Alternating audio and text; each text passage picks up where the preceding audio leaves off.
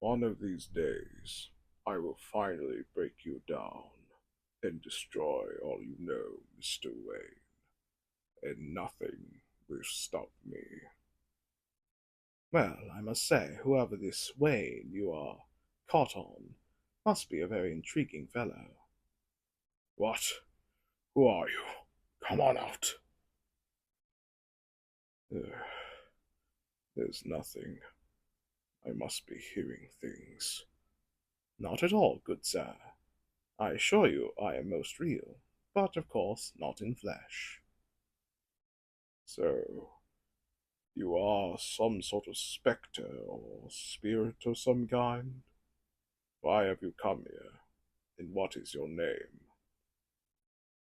Oh, pardon me, I've forgotten my manners.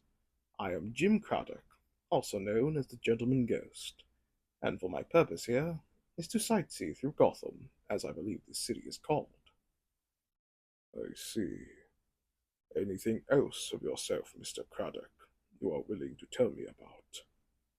Why, yes, I lived in England with my mother long ago, but for when my father abandoned us, he had us go through poverty, but as I grew, I became one of England's greatest highwaymen, as they say, and robber, stealing many valuable items to no longer be where I was, enjoying life's greatest essentials, being richer and supporting my mother. So, you are mostly a man who went to steal from others to feel better, which in your case, I find nothing wrong.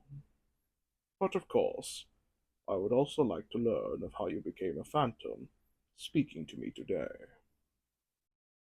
Well, if you must know, I, after a while, had no choice to leave London, as many were starting to catch on in my deeds. So I, after saying my goodbyes to my mother, leaving her with enough money to live well, and I had taken a ship to sail to America, for which my first impressions was it being a very wild and lawless land, most especially the incident that caused me to be what I am today. And what of this incident? I was simply getting comfortable as much as I could of this untamed land, but one day of my stay I visited the saloon at the town I was in, and I saw a woman who I was being a gentleman, speaking to her politely, but her lover seemed to took offense at me talking to her, and like a raging bull pulled out his gun and shot at me, leaving me to die.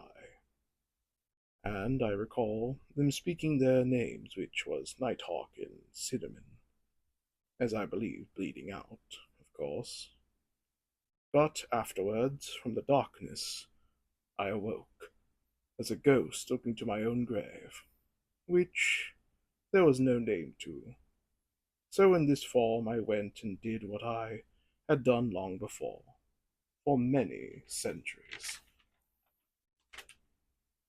As, for that large amount of time, I had two annoying birdies to face off for so long. But I'd assume you might have heard of them. Hawkman and Hawkgirl, ring any bells? No, I do not believe I have heard of these two before.